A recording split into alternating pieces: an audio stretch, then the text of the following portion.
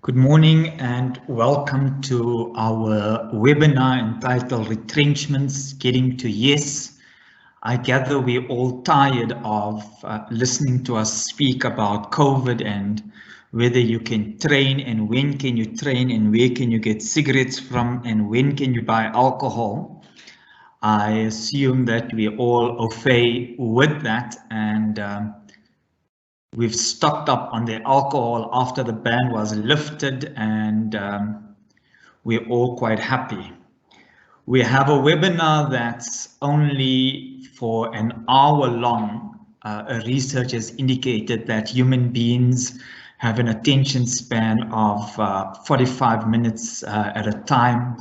And because we are inclined and au fait with our clients' needs, we have a session for 45 minutes.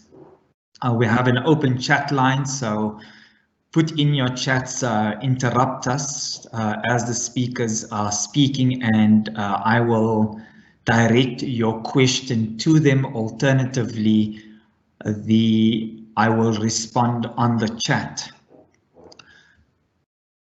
This webinar will be posted on every social media platform because although I'm all grey and bald, we are inclined or in tune with the millennial generation and social media, so we're quite hip, if you want to call it. With me, I have my colleagues Fiona Lipan and Shawn Jamison, who will be talking. And our first speaker is going to be Fiona, and after that will be Shawn, and thereafter I will end with something exceptionally riveting as to how to change your terms and conditions of employment in order to survive. Retrenchments are a topical issue at the moment. The CCMA is inundated with large-scale facilitations. They're also inundated with large-scale facilitations through remote facilitation processes, and I'm sure Fiona and Shawn will touch on the practical application of how do you deal with facilitations in a new world order. We are now dealing with litigation and employment in a world which we only could envisage, and we thought that our children would have to deal with, and we would be the architects of it. The lessons and the mistakes we learn and we make now are going to be the mistakes of our children. They are going to judge us as we've judged the 1918 Spanish pandemic. And employees' rights and employers, the way they treated employees. Without further ado, given the fact that we have a 45-minute attention span, more so for me than anyone else, let me hand over to my eminent colleague, Fiona. Thank you. Thank you very much, Adil. So what I want to discuss this morning is what happens when an employer picks up that aspects of its large-scale restructuring or even a small-scale restructuring exercise has flaws. Is it possible for the employer to remedy those defects, A, to avoid litigation, and more importantly, to drive the process forward? Any delays caused as a result of litigation costs money, and that is something that employers have no elastic and latitude for presently. So without further ado, from my perspective, I want to dwell just shortly on Section 189A, which was introduced in our law as a result of an amendment to the Labour Relations Act way back in 2002.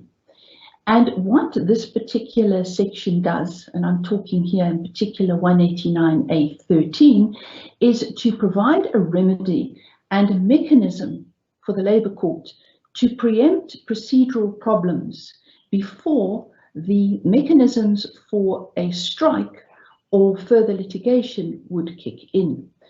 And our Labour Court has said that this remedy is there to assist parties. It's to allow the court to play a supervisory role in the procedural fairness aspects of a dismissal, a contemplated dismissal by way of retrenchment. Further to that, our courts have more recently said it's one thing to have a supervisory role, but this must not translate into micromanaging the consultation process for the parties. So the court is there, if you like, to play that role of a supervisor and to take steps if procedural defects have crept in. Now that's all well and good, but you may want to even avoid that, because if you're in an urgent application brought by a trade union where the allegation is that this large-scale restructuring has not been managed properly and consultation is not running its proper course, you may have an order against you. So no longer do you have a statutory obligation in relation to procedural fairness in the retrenchment exercise, but you have a court order against you. And those two have very different consequences, because non-compliance with a court order, we understand, can lead to contempt proceedings. And that takes this matter to a different realm. So what is it that our courts have said about this role that it should play?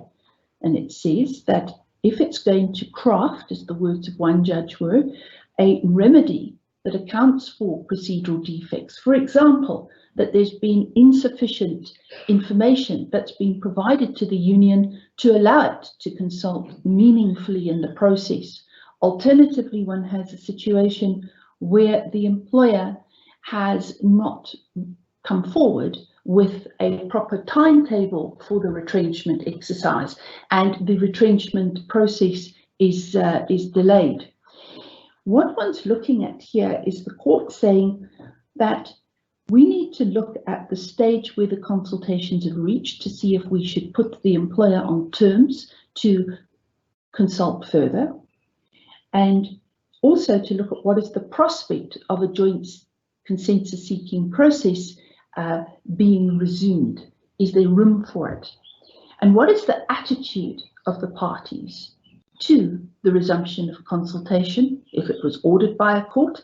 And what is the nature and the extent of the procedural defect or shortcoming in the process? In one particular case involving two executives against Coca-Cola, which goes back to 2007, the court declined to allow the consultation process to resume, and there was reason for that. It had become shambolic. There had been an attempt by the employer to rectify obvious difficulties, and I will get to them in a moment, but it led the Labour Court to say, I can't put these parties back at the consultation process, so I have another remedy that I can rely on and that I can afford to the applicants, and that was, of course, compensation, which is measured by section 194 of the LRA and can result in 12 months compensation being awarded for such procedural defect. And what was the issue here? These two persons I mentioned were executives in the business. So you've got to remember that they have a greater insight into why the business was seeking to restructure. The new CEO had taken up his position, and he had said from the outset, I'm going to be exercising the options of realignment in this business, and there will be jobs that are going to be casualties. But the consultation process fell apart because the decisions about the fate of these persons was being taken at a conference being held in Cairo. And this led to enormous difficulties because these particular applicants weren't party to the process. Worse still, they were not given the minutes of what happened in that process. And that's one of the reasons they approached the court to say, why am I being prejudiced in this situation? And I'm obviously facing the loss of my job. And other executives had said to these two persons, your job's gone, they're not in the organogram. Now, again, as I said, it allowed for compensation to be awarded, but that's at the outset of a process. Normally, we wouldn't be looking at compensation being afforded unless one's been through a proper process in court to determine, or through the CCMA to determine whether or not any type of relief should be afforded by way of arbitration or adjudication proceedings. What I think is important here is that the court has that power up front. So be careful in this situation, and it puts pressure on an employer to make sure every step of the way it's managing these type of processes correctly. One of the cases before the courts dealt with what happens if you start a restructuring exercise. It's small scale, but during the course of the process, it clearly meets the thresholds and converts it to a Section 189, a large-scale restructuring. What should an employer do if it's already started with a small-scale process? Must it scrap that and start again? In Continental Tire and NUMSA, that was the issue in dispute. And what the unions stridently wanted was for the whole process to commence afresh. The Labour Court bought into that and interdicted the process from going further until a fresh Section 189(3) notice was given with the correct numbers included. But the Labour Appeal Court said no. It's very clear something happened in the business between a small scale and a large scale restructuring, and it interrogated those facts and found that when the small scale restructuring began, it was limited to 2 departments, and the retrenchment was mooted because a change in shift system had not been endorsed by the affected employees. More interestingly, though, was that the tire business and the industry faced enormous strain. There was a collapse in that particular segment of our economy at that time.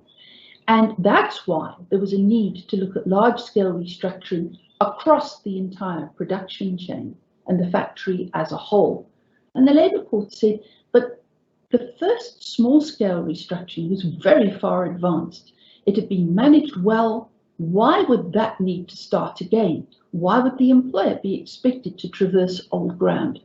And so the employer succeeded in that matter, and its large-scale restructuring could happen independently, but it didn't stall the eventual termination of the small-scale, those employees affected by the small-scale restructuring. And that's quite important, because what happens when there's a fight over numbers? We saw that very recently in a case involving SAB and FAWU. FAWU was of the attitude that when this restructuring began, the 189(3) made provision for the loss of up to 500 jobs. But during the consultation process, that number swelled to 1,200. And that was one of the issues that FAWU brought to the Labour Court under the crafted remedy provisions in Section 189A13.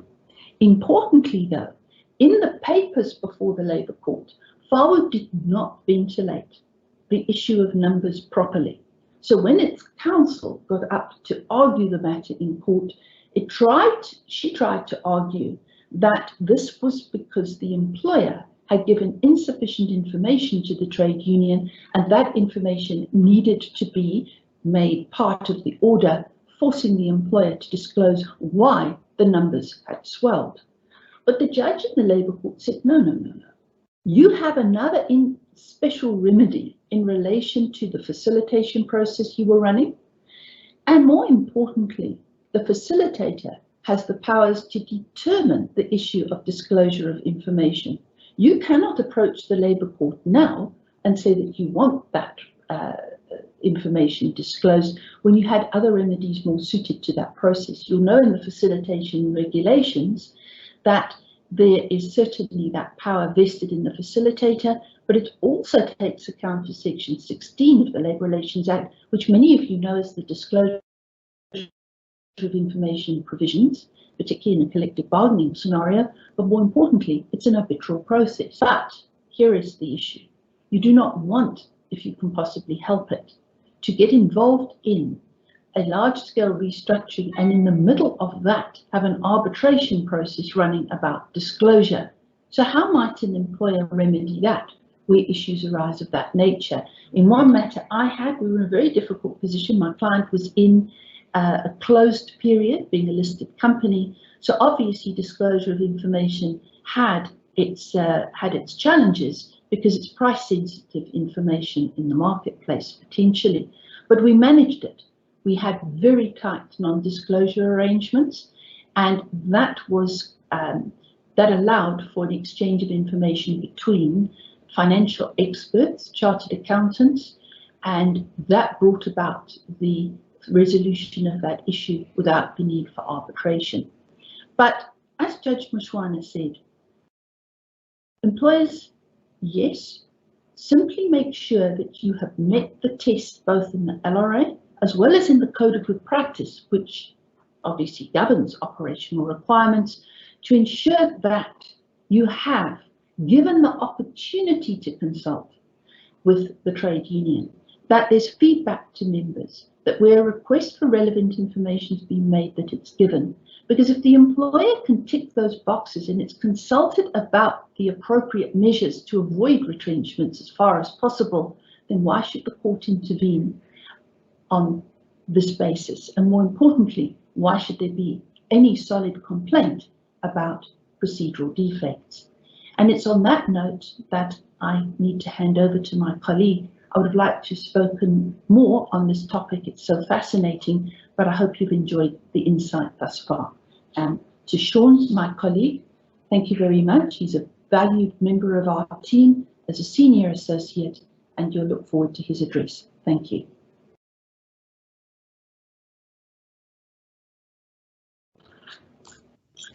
Thank you very much, Fiona, and thank you to everyone here today to listen to us. We most certainly hope we can be of some value.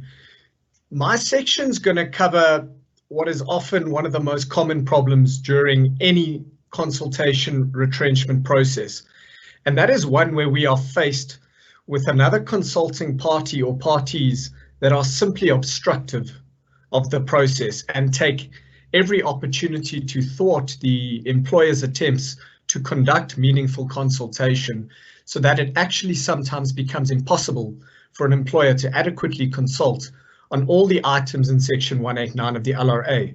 So often clients say to us, what do we do?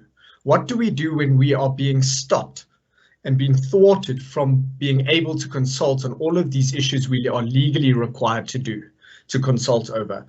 So I'm going to unpack very briefly some leading case law which has sent the message from the Labour Court that it is not all doom and gloom, and where the employer does conduct itself appropriately but is faced by a obstructive other consulting party, that the Labour Court will in fact come to employers' assistance. So it is often very much a balancing act for employers as to when it can be at the point where it can implement retrenchments, albeit that they have been thwarted and stopped really from consulting over all of the mandatory issues. So one of the initial cases, it's quite an old case, but it formed the general principles which the subsequent cases latched onto, was Yuasa vs. Grineker Juraset. This case had involved the retrenchment of 85 employees, and the union's allegation was, well, we're taking you to court because you didn't consult properly over all the issues that you should have, including severance pay and the like. And the employer stood up before the Labour Court and said, we tried, in our defence, we tried in vain, but we were thwarted from consulting over various issues. And to the extent that consultation fell short of the requirements of the LRA, this was because of the delaying and obstructive attitude of the union during the consultation process. And here the Labour Court agreed with the employer. And I'll read you an excerpt from the judgment which said, the obligation to consult placed on an employer party by section 189 of the LRA places a correlative duty on the other consulting party to cooperate and in an attempt to reach consensus before the employer may ultimately exercise its right to take a final decision. Very importantly, a union cannot, by claiming its right to information, seek to unreasonably delay a bona fide retrenchment exercise. So here in this matter, the union exercised its right to seek irrelevant information and refused to participate until that information was provided. And the Labour Court says you cannot use that as a basis to sit back, adopt an armchair approach and say we're not participating any further. So that set the general principle that there's a correlative duty on both the employer and the other consulting parties to participate in the process. The next judgment deals with something that's quite common to most employers. That is the judgment of Simalani and Latamo Estate. Now this deals with a situation where a union, again, refused to take part in the consultation process and was just obstructive because it insisted on what was actually irrelevant information. Now I say irrelevant because we know in a retrenchment process, the employer is obliged to disclose information that is requested from the other consulting party, but provided that it's relevant information. Often we find ourselves stuck in a situation where a union or another consulting party is using requests for disclosure of irrelevant information to delay the process. So here the employer actually consulted for 5 months. That's how delayed the consultation process was. And what the unions wanted was financial records. And for some reason, the employer couldn't find its recent financial records to make them available.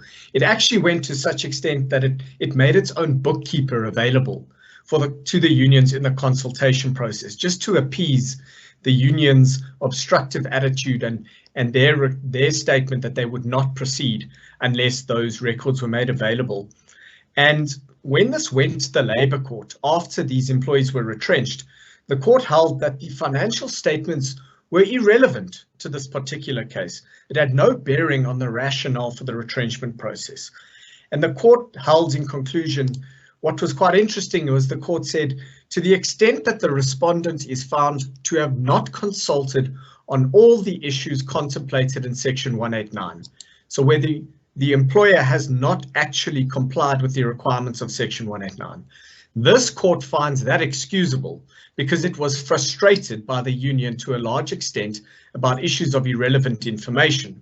So here the employer was actually thwarted and stopped from actually complying with its obligations in terms of the LRA. And the Labour Court said, to the extent that you haven't consulted over all the issues required of you in terms of the LRA, it's excusable because you were frustrated by the union. And that case was dismissed with costs against the union. The next case, very briefly, is important because it looks at what kind of a test the Labour Court will apply in determining who's at fault for the non-compliance with the LRA. Is it the employer? Did the employer not try hard enough to comply with all of these requirements? Or was it, on the other hand, the union? And it looked at the test, the legal test that must be applied. So here, there were several consultations that were convened. The union, in unfortunate typical fashion, was simply uncooperative and refused to provide any proposals. They didn't come to consultations. They simply sat back and did nothing. And the court found that on a balance of probabilities, it was the union responsible for frustrating the process to the detriment of its members. The wording balance of probabilities is important because that's the test the court is going to adopt when looking at who was at fault for a process that was not in compliance with the Labour Relations Act. Here the court held that where a consultation process has been frustrated, it is not for the party who caused the frustration to complain that there was non-compliance with the consultation process. It later then held that I'm satisfied that the employer made genuine attempts to engage with the union on the retrenchment process. It could not allow the union to delay the process of restructuring indefinitely. Importantly, the court held that the union overplayed its hand and must now accept the consequences of its ill-advised decision to unnecessarily delay the consultation process. So here it was deemed to be procedurally fair. And really what this says is it is not for a party who goes out of its way to frustrate an employer's attempt to meaningfully consult to later, after the fact, allege that there was non-compliance with the LRA. And this case was also dismissed with costs against the union. Now, the next important case concerned Amku and Sunduka coal. You'll recall that I mentioned a case earlier which the principle was you cannot use requests for irrelevant information as a basis to delay your consultation process. Now here, this employer was actually at fault to some extent, where the employer refused to disclose financial statements which were relevant to the consultation process and to the rationale for retrenchments. So the union here was within its rights to request this information.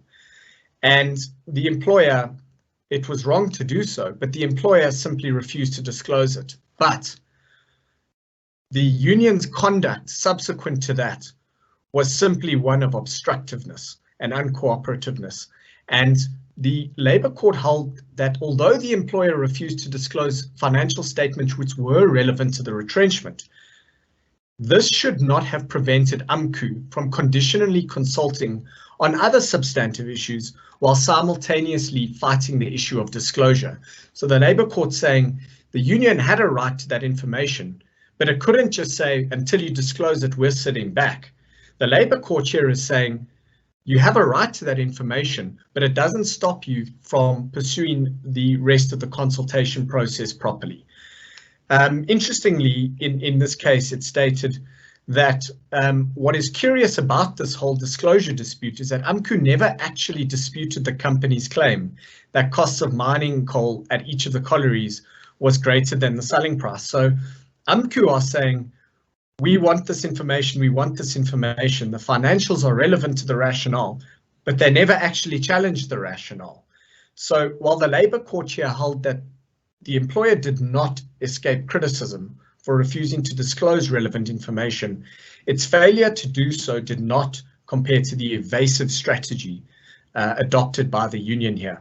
And again, because of the uncooperativeness of UMCU in the process, the procedure was found to be procedurally fair. Now, I've spoken a lot about consultations with either in a large scale sense or at least with multiple groups of employees. But often our clients are faced with a situation where it's an individual consultation that is causing the problem. Now, this case is a recent case and it was fascinating to me. This case concerned the applicant being Viljoen versus Johannesburg Stock Exchange, and it pertains to individual consultation. This concerned an individual who was actually not destined to be retrenched, but because of her own predetermined attitude towards the process, ended up being retrenched at the end of the process. By way of background, the case concerned the JSE's, you might recall, their recent need to rebrand and change its marketing style in order to attract better and new investors. They just want to know what case are you referring to? Thank you. If you can just mention the case's name again. The case I'm referring to now, thank you, Adel, it's called Viljoen versus Johannesburg Stock Exchange Limited, 2017 38 ILJ 671 in the Labour Court. So here, in order to do this and rebrand, the JSE had to restructure its marketing department, and it had to do so by creating new managerial positions, which had the effect of rendering certain positions, such as the applicant's marketing position, redundant. Now, despite the fact that there was a need for restructuring, the primary objective of the JSE was not to lose any employees. The idea was to fill all the new positions with existing employees, and where there was not a like-for-like match, implement a development program to upskill employees so that they wouldn't need to be retrenched. But here, what the applicant did, so she wasn't destined for retrenchment, but she came in with a pre-prepared script that was prepared by her legal team and simply read from a script in every consultation process and referred to the fact that this is what her lawyers were saying, and she read legal arguments in the consultation.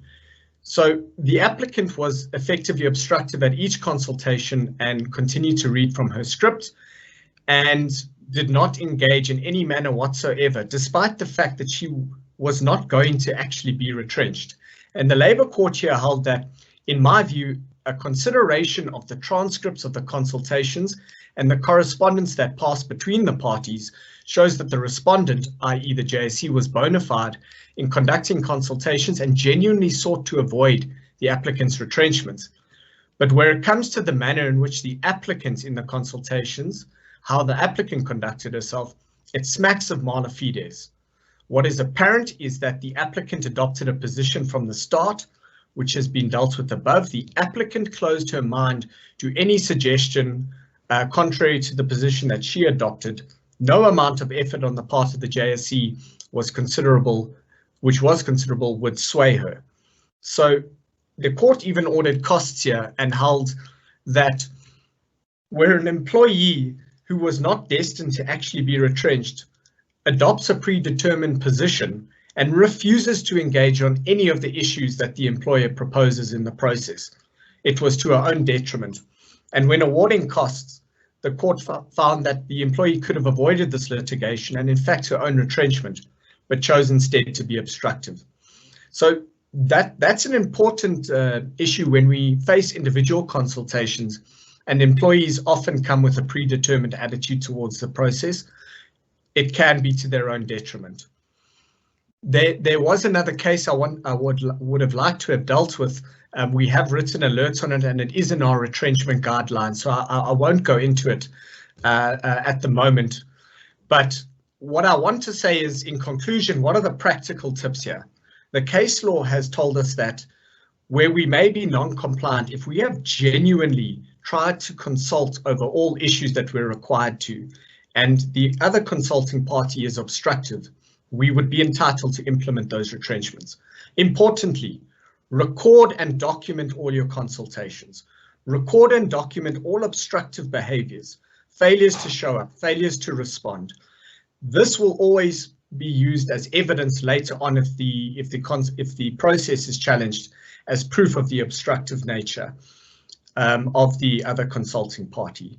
I hope I've been of some assistance, and thank you all so much for your time. And obviously, if there's anything further on this issue, you are welcome to contact any member of the CDH team as well as our retrenchment guideline. Thank you. Thank you, Shawn. The one thing you got to say about our team is they're a stickler for time, and they've taken the 45-minute attention span thing really, really seriously. So I have the privilege of talking to you for about 20 minutes. We have been responding to questions that have come through anonymously on the chat, and we will continue to do so. I'm going to be talking about unilateral changes to terms and conditions of employment during a retrenchment context. But in order to assist our colleagues and empower our clients, we have published a retrenchment guideline, which you should have, and if you don't, you can pop our colleague Riola, who's our professional services, who's our professional lawyer, and she will make that available. It's an easy guide.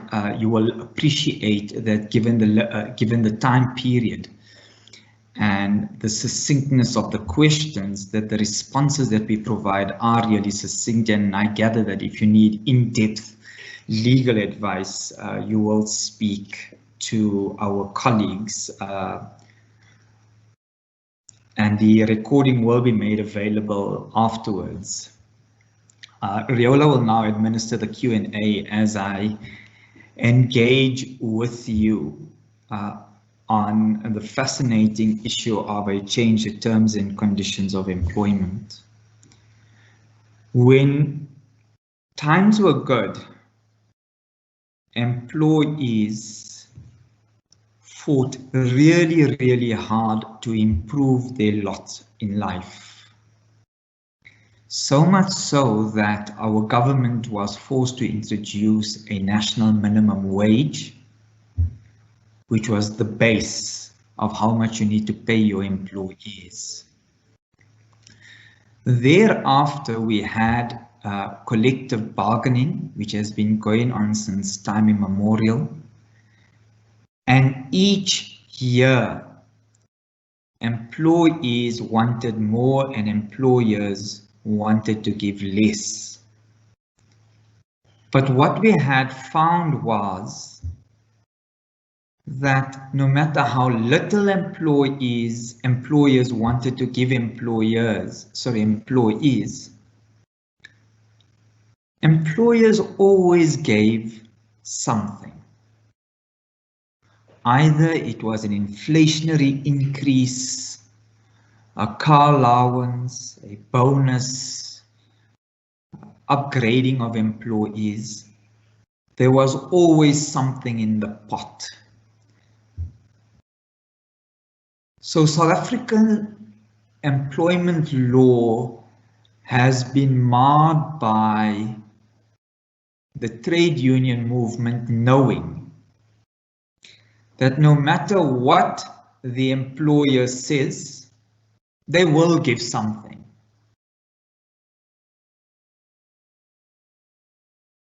And it is a zero-sum game here. In this environment, we like to think about that we are in the process of negotiations, but in fact we're not. Somebody loses and somebody wins. We were all shocked in 2019 when the pandemic hit us. As I indicated in our introduction, we thought that we were going to be the architects of a new world order. We were catapulted in November 2019 and it hit our shores around about January 2020. That we have a pandemic. We were shocked. We were aghast. We were saddened by the impact. On the 25th of March or the 26th of March 2020, our president took the stance that we are going to have a hard lockdown through the Disaster Management Act. And if the media is to be believed, we were one of the countries that had implemented such a stark hard lockdown. And the debate, colleagues, then centered around, is my right to earn better than sitting at home? Is it more preferable to have the right to earn as opposed to have the right to starve? Together with this, the world went into crisis mode, and we saw the global economy taking a hit. We saw employers beginning to close down, unable to pay employees. We were busy as lawyers trying to interpret legislation which were being published on a daily basis in order to decipher words that were inarticulate and which will all come back to haunt us and our children in years to come. So we had two factors. We had a global recession and we had our pandemic. We had people on either spectrum. We had people saying, I refuse to sit at home, I want to work, and people saying, this is a upper class disease that has been brought to our shores, and how dare you tell us to sit at home and let our families suffer.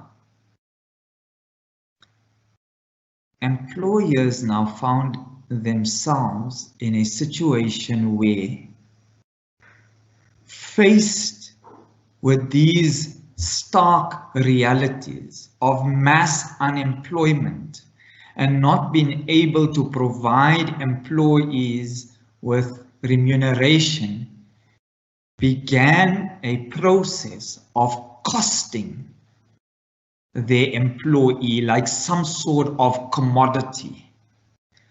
How much does it cost me to employ Shawn?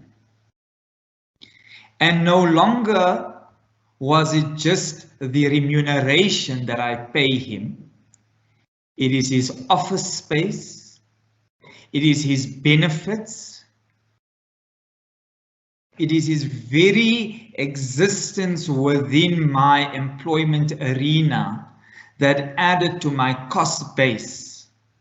And if you listen to some of the academics and economists, we talk about how productive Shawn is within my environment. And this productivity analysis resulted in employers saying, you know what? I really can't afford Shawn. He's just too expensive. I can afford his salary, but that's all I can afford. And they've come to their lawyers with their big buildings in Sandton and Pretoria. And they say to you, I want to change Shawn's terms and conditions of employment because he's too expensive. And I'm telling you, lawyer or HR consultant or HR manager, that if I don't change Shawn's terms and conditions, he is going to be unemployed and join the ranks of the unemployed, and the pressure on government as to whether the right to health, to protect myself, or the right to earn a living, that's going to be a stark choice government finds itself in. So you tell me, Mr. Lawyer and Mr. HR individual or Miss HR individual, how do I change Shawn's terms and conditions of employment? And the lawyer says, well, if you can't afford the rental on your property, the only way to do so is you need the landlord's permission and consent. And because these terms and conditions are embedded in their contract of employment and that they're hard-fought rights of your employees, you can only change them with the employee's consent. And the employer says, what nonsense. Are you telling me that I have to pay at the 80th percentile of the market, even though Shawn is not productive, even though I can't afford it? And the lawyer says, of course you have to. And the lawyer then provides the employer with the following options. He says, option 1, you can use industrial power and lock out Shawn until he accepts the change to the terms and conditions of employment. And the lawyer and the employer says, then what's going to happen to my business? Even though Shawn is not productive 100%, he's at least productive 40%. If I lock him out, there'll be no product coming through during a pandemic. I need him to do some work. So lockout is not an option. Then, colleagues, the lawyer says, well, adopt the measure that government has adopted and say, we refuse to comply with the collective agreement and we're no longer going to honor this. And like government is, and the jury is still out, Shawn takes government to court and says, you comply with my terms and conditions of employment like Danell had done. UASA had taken Danell to the Labour Court and was successful when Danell refused to pay them monies because the remuneration-like benefits were part of their terms and conditions of employment. And they then come to the stark reality, colleagues, that because you don't want to agree to a change to the terms and conditions of employment, And because you have an operational need, which is the most important thing, you embark on a retrenchment process.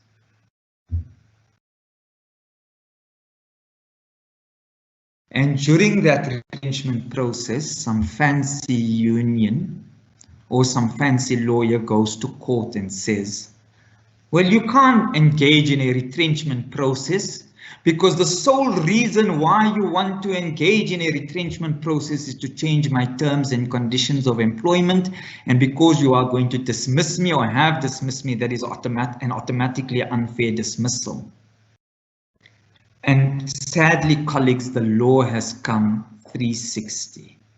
So it starts off with the first decision of Fry's Metals, which says that if dismissal is your final aim and you can satisfy the requirements of 189, then you are entitled to embark on a retrenchment process, because you can no longer afford the hard-fought rights of the trade union movement. And then, colleagues, we see that our Labour Relations Act was amended, Section 187 was amended. And everyone said, oh my word, no longer can you embark on a retrenchment process solely because you want to change terms and conditions of employment. And the courts then say to employees, you must be mistaken. Despite this amendment to Section 187(1)(d), I am telling you, employer, we're living in an economy where you need to survive, and we give you the right by the highest court to retrench your employees if you find that you can no longer afford or you want to restructure because their terms and conditions are unaffordable. So we've spent a lot of money changing legislation and printing it and having these seminars trying to decipher what words mean. And in summary, it is simply that we are able to embark on a retrenchment process because we can no longer afford employees' terms and conditions of employment. We must ensure that the dismissal is final and we can then re-employ people to go and re-employ individuals who will accept our new terms and conditions. Now, that is quite sad. And the unions are saying, how dare you? Since 1994, I've been fighting, and employers are saying there's no money in this pot. We are now entering strike season, and employers are saying, you know what is my offer? I want to reduce your income. So even through collective bargaining, employers are saying, I'm going to reduce my income. And if you don't like it, please go out on strike so I don't have to pay you. Or they are saying, colleagues, that we are going to retrench you because there's no productivity and your terms and conditions are too expensive. And what employers are doing are going back to the bare minimum. And HR practitioners and IR practitioners and sociologists and economists and psychologists are saying, oh my word, we are treating our employees as commodities. But in an environment where we are marred by a pandemic and a global recession, and despite our initial undertaking that we will not take a loan from the IMF, and we have succumbed, the employee bears the brunt of our mistakes. And our children are going to bear the brunt of us, the architects, of how we reconstruct a new work order. Thank you, ladies and gentlemen. I hope you enjoyed that. Riola would have responded to your questions, and if we did not get to your questions, we profusely apologize, but we're over 5 minutes. And as I said, the research indicates you only have an attention span of 45 minutes. And as a result of us being mindful of that, we're ending our seminar. Please make reference to our retrenchment guideline, and anything you need from a publication perspective, speak to Riola, and here's some marketing speak. We have a return to work e-learning product. We have a sexual harassment e-learning product. And please register for our annual seminar, which will be held in September 2020. Riola will be sending out, it will be a 4-hour presentation, even though you have an attention span of 45 minutes. We're hoping to have some breaks, and as a value add, we will be publishing a booklet of all the most recent cases for the year 2020. Thank you to our clients who we value and appreciate. Thank you all.